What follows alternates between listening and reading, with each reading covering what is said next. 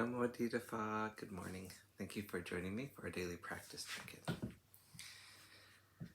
Listen, listen, listen. This beautiful sound calls us back to our true home.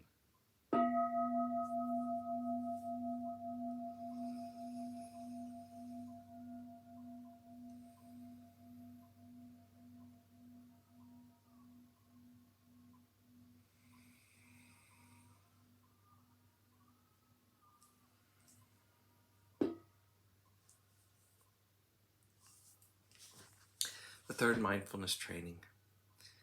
Aware of the suffering caused by sexual misconduct, I vow to cultivate responsibility and learn ways to protect the safety and integrity of individuals, couples, families, and society. I'm determined not to engage in sexual relations without love and a long-term commitment. To preserve the happiness of myself and others, I'm determined to respect my commitments and the commitments of others. I will do everything in my power to protect children from sexual abuse and to prevent couples and families from being broken by sexual misconduct.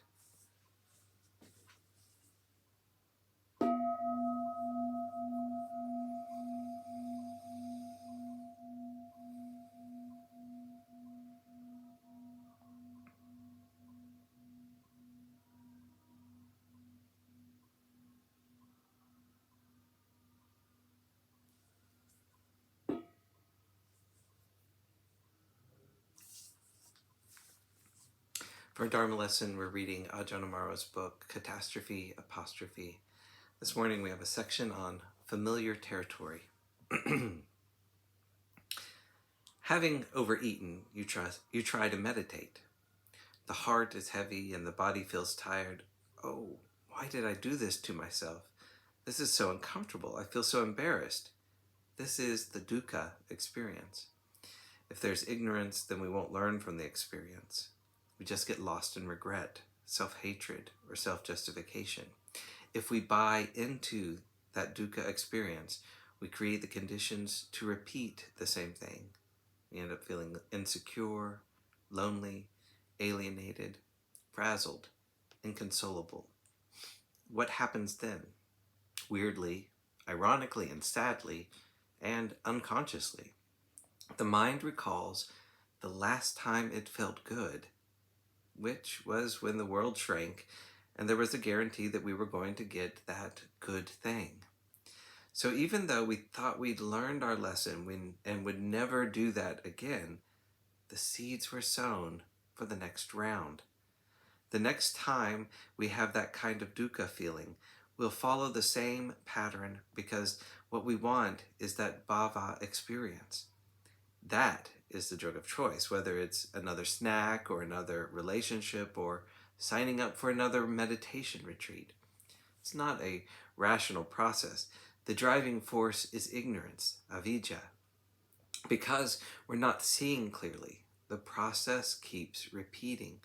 The rational mind says, this is really uncomfortable. I'm never doing this again. This is silly. But when the heart is lost in that dukkha state, feeling insecure and fragile and incomplete, then the rational mind doesn't have a vote. So this is the practice. We understand the process of dukkha. We learn to bring awareness to the feeling of dukkha. We learn to know dukkha, but not get lost in it. When we feel fragile or desolate, if we have developed awareness, mindfulness, and wisdom, we then recognize that feeling for what it is. Oh, I know this. Better be careful. This describes one of the exit points from the cycle. The Buddha states that suffering, dukkha, ripens in one of two ways. It either ripens in confusion, that is more dukkha, or it ripens in search. The word search, as it is used in the sutta, means there must be some alternative to this. I don't have to follow this. Now, what's the way out? This is a very important area of Dhamma practice to explore and to develop. No matter how deeply we might be addicted, no matter how strong our habits, the heart can always be free. Even if those habits have been there for a lifetime, That recognition of there must be a way represents the faith that the heart can be free of this dependency. It can be free of this addiction. That is the possibility. I feel this is very valuable for us all to contemplate.